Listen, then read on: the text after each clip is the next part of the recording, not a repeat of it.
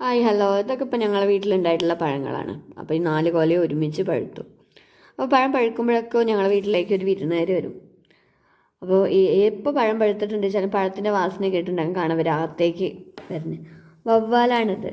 അപ്പോൾ അവർക്കൊരു പഴം എന്തായാലും എന്നും കൊടുക്കും. പഴുക്കുമ്പോഴൊക്കെ ഒരു പഴം പുറത്ത് വെച്ചിട്ടുണ്ടെങ്കിൽ അവർ കഴിക്കും.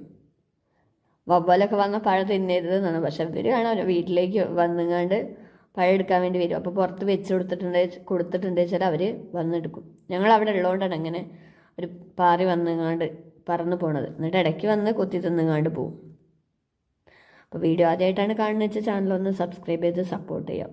വ്യൂസൊക്കെ ഉണ്ടാവാറുണ്ട്, സബ്സ്ക്രൈബേഴ്സ് വളരെ കുറവാണ്. അതുകൊണ്ടൊന്ന് ചാനലൊന്ന് സപ്പോർട്ട് ചെയ്യണേ. നിങ്ങളുടെ ഫ്രണ്ട്സിനും റിലേറ്റീവ്സിനൊക്കെ വീഡിയോ ഒന്ന് ഷെയർ ചെയ്ത് കൂടി കൊടുക്കുക.